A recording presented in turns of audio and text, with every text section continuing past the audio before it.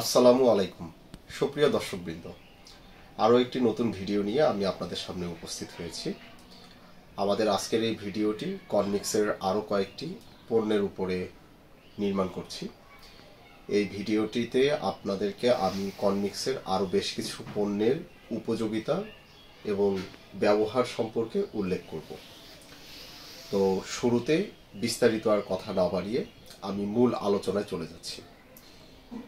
আজকে প্রথম যে প্রোডাক্টটি আমি আপনাদের সাথে শেয়ার করব, এটির নাম হচ্ছে কনমিক্স রাস্ট কনভার্টার। তো আমি প্রোডাক্টটা আপনাদের সাথে শেয়ার করি। এটা হচ্ছে কনমিক্স রাস্ট কনভার্টার। এই কনমিক্স রাস্ট কনভার্টারের কাজ হচ্ছে rust convert and primer for iron and steel surface. অর্থাৎ আমরা যখন বিল্ডিংয়ের কাজ করি, রড পরে থাকতে থাকতে রডের উপরে মরিচা চলে আসে। এই মরিচা অবস্থায় যদি আমরা ঢালাই করি, তাহলে এই মরিচাটা ভিতরে অ্যাক্টিভ অবস্থায় থাকে।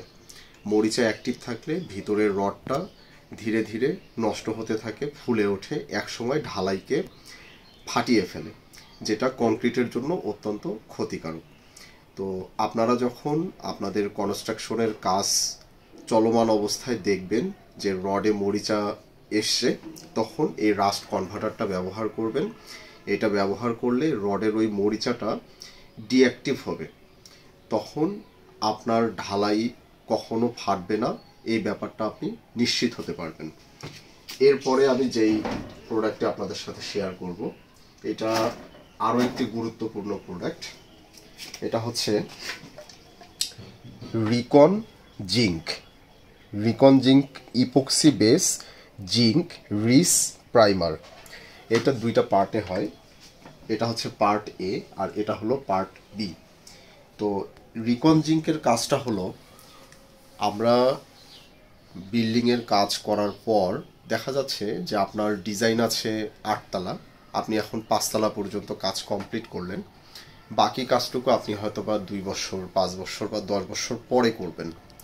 তো এই সময়ে যে রডটুকু বের হয়ে থাকলো, কলামের যে রডগুলো বের হয়ে থাকলো, এই রডগুলো আবহাওয়ার কারণে নষ্ট হয়ে যায়। এই রডগুলো দীর্ঘ সময় ঠিক রাখার জন্য আমরা রেড অক্সাইড ব্যবহার করি। রেড অক্সাইডের একটা অসুবিধা হলো, যখন রেড অক্সাইড দিয়ে রাখা হলো, এরপরে আবার নতুন করে আপনি লং টাইম পর যখন ঢালাই করবেন, রড থেকে রেড অক্সাইডটাকে তুলে ফেলতে হয়। যদি রেড অক্সাইড সহ আপনি ঢালাই করে দেন, তাহলে রডের সাথে কখনোই ঢালাইয়ের বন্ডিং তৈরি হবে না।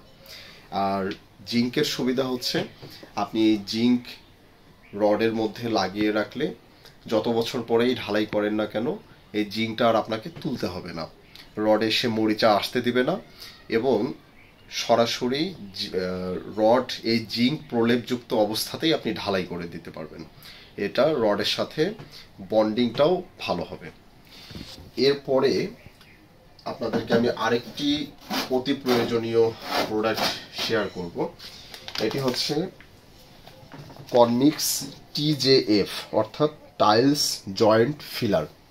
তো এই টাইলস জয়েন্ট ফিলারের ব্যাপারে একটু বলি। আমরা প্রচলিত পদ্ধতিতে টাইলস লাগাই সিমেন্ট বালি দিয়ে। আমার এর আগের যে প্রোডাক্টের ভিডিওটি, সেটিতে আমি টাইলস অ্যাডহেসিভ সম্পর্কে আপনাদেরকে বলেছিলাম। অ্যাডহেসিভ ব্যবহার করলে যে পলিমার মডিফাইড হয়, ওয়াটারপ্রুফ হয়। তো এর পাশাপাশি টাইলসের জয়েন্টে আমরা যেই প্রচলিত সিস্টেমে যেই ফিলারগুলো ব্যবহার করি বা পুটিংগুলো ব্যবহার করি, এটা হচ্ছে সাধারণত আমরা হোয়াইট সিমেন্ট দিয়ে এটা ব্যবহার করি। হোয়াইট সিমেন্টের সাথে রং মিক্সড করে এই কাজটা করি। তো হোয়াইট সিমেন্টের অসুবিধাটা হলো, এটা টাইলসের জয়েন্টে দেওয়ার পরে একটা সময় গিয়ে এটা ফেটে যায়। আরেকটা অসুবিধা হচ্ছে, টাইলসের জয়েন্ট দিয়ে পানি সোক করে। তো যদি আমরা এই জয়েন্ট ফিলারটা ব্যবহার করি, বা আপনারা ব্যবহার করলে বুঝতে পারবেন, এটা টাইলসের জয়েন্টে দিলে দুইটা টাইলসের জয়েন্টকে এ লাইফ টাইমের জন্য বন্ডিং করবে, এটা কখনো ফাটবে না, আর এটা স্টিলের মতো শক্ত হয়ে যাবে। এতে করে পানি সোক করার কোনো প্রকার সুযোগ থাকে না। আর বিশেষ করে যারা একটু প্রিমিয়াম কোয়ালিটির টাইলস বিল্ডিংয়ে আপনাদের লাগাবেন, তারা অবশ্যই আমাদের এই টাইলস জয়েন্ট ফিলার ব্যবহার করবেন। তো এবারে আরেকটা অতি গুরুত্বপূর্ণ প্রোডাক্ট আপনাদের সাথে শেয়ার করছি।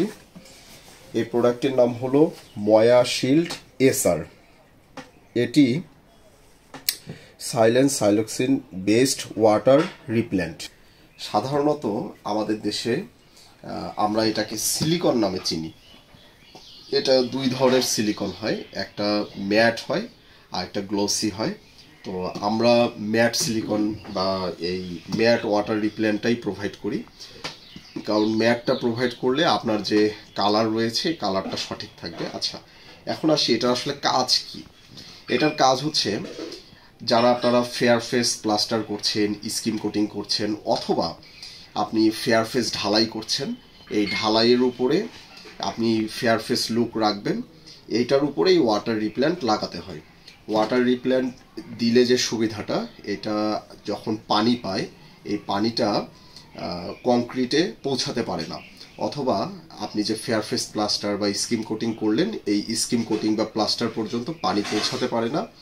এটা প্রয়োগ করলে উপরে কচু পাতার মতো একটা লেভেল ক্রিয়েট হয়, যার কারণে পানিটা স্লপ কেটে পড়ে যায়। এতে করে আপনি যে ফেয়ার ফেস প্লাস্টার করলেন বা স্কিম কোটিং করলেন বা ফেয়ার ফেস ঢালাই করলেন, এর লংজিভিটি বৃদ্ধি পাবে। এবারে আরেকটি প্রোডাক্ট আমি আপনাদের সাথে শেয়ার করব। এটি হচ্ছে রিফ্রম টি। এটা special emulsion based form release agent for severe weather conditions. এই রিফ্রম টি এর কাজ হচ্ছে, এটি যারা আমার ভিডিও এই মুহূর্তে দেখছেন, আপনাদের মধ্যে যারা ফেয়ার ফেস ঢালাই করতে চান, অর্থাৎ আপনি ঢালাইটাকেই ফেয়ার ফেস রাখবেন, তাদের জন্য এটা একমাত্র পদ্ধতি এই প্রোডাক্টটা ব্যবহার করা। কথা হচ্ছে যে এটা কোথায় ব্যবহার হবে।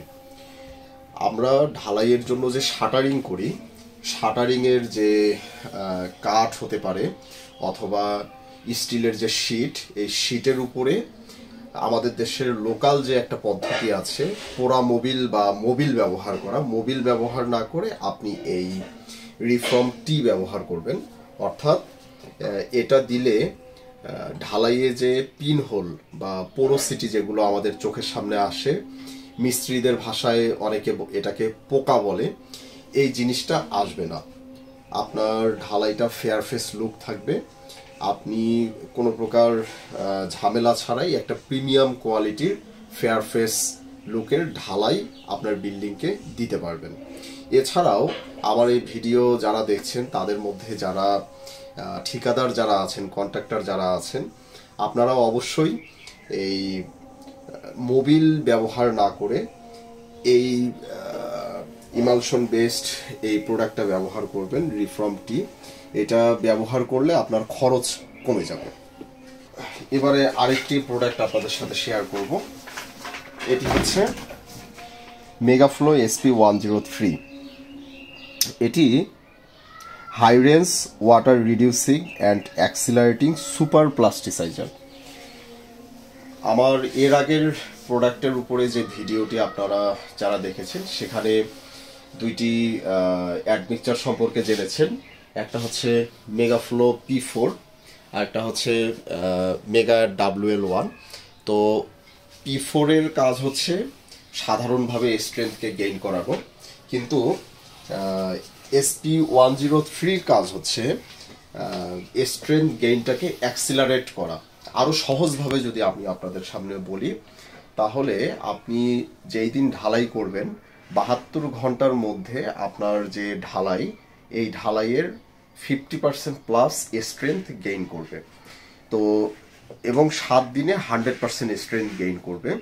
100% স্ট্রেংথ যেহেতু গেইন করছে, সেহেতু আপনি 7 দিনে গিয়েই আপনার যে শাটারিং, এই শাটারিংটা খুলতে পারবেন এবং পরবর্তী স্টেপের কাজ শুরু করতে পারবেন।